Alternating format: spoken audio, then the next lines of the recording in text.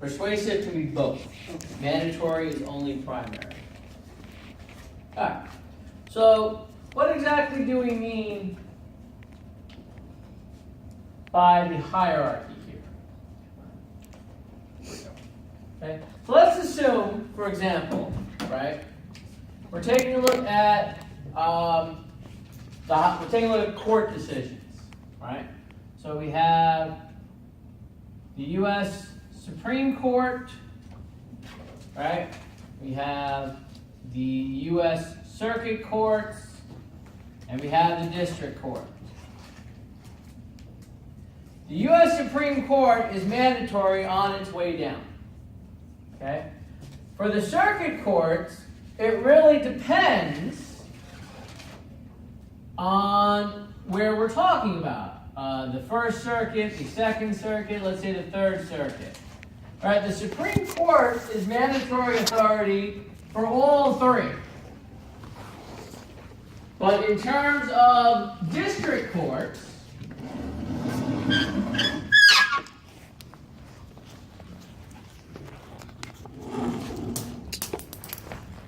right, the first Circuit Court of Appeals, their mandatory authority is only for district courts in their jurisdiction. For the Second Circuit, the same thing. For the Third Circuit, the same thing.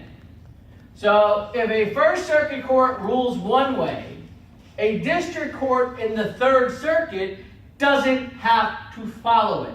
It's persuasive. As opposed to in the Third Circuit, for the Third Circuit, it would be mandatory. And that's what we mean by hierarchy of order. Taking it this way. Pick a state. Ohio. Ohio, good man, short state.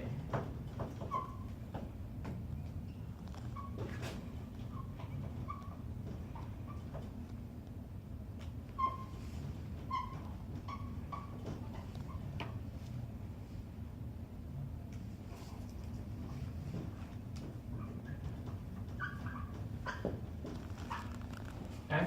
Now, the Ohio Supreme Court has precedence over everybody. The Ohio Appellate Court has precedence over the trial courts. Now, I don't know if Ohio has one appellate court. New York has 4.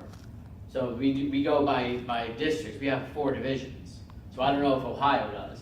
And then the trial courts are on their own. But don't forget, federal trumps state. So the U.S. Supreme Court also has authority, has binding precedent over these 4 as well. Okay? Now, what about Nevada? The Nevada Supreme Court, right? The U.S. Supreme Court also has precedence over them. But does the Supreme Court, the highest court in Nevada, have any precedent over Ohio trial court or the Ohio Court of Appeals?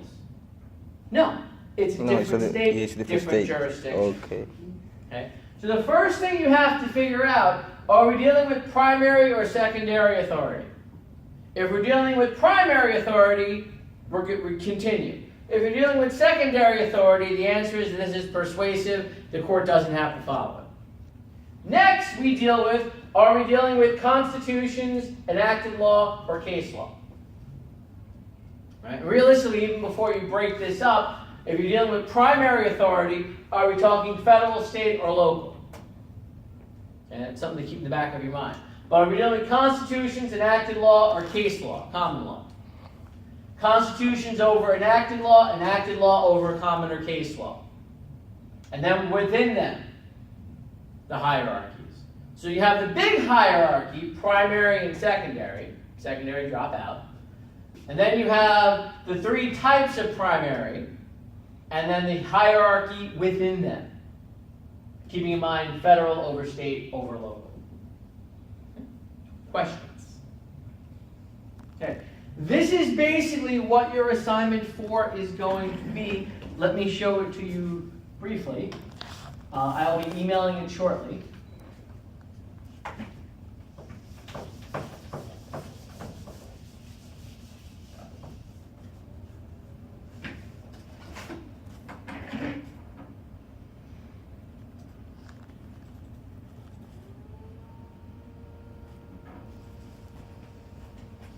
You know, generally I do not email assignments, but again, this is the first one that's coming up, so all of you may not have your books yet, but I take that into account. So again, this is verbatim. I copy and pasted it from chapter 1, assignment number 4. You're going to be getting it in an email, so you don't have to do that at the moment. You are a researcher analyzing a problem involving the sale of goods on credit in State A. So you are working in State A, and your issue is about a sale of goods. What's up? Which place is this? This is legal. This is, yeah, that's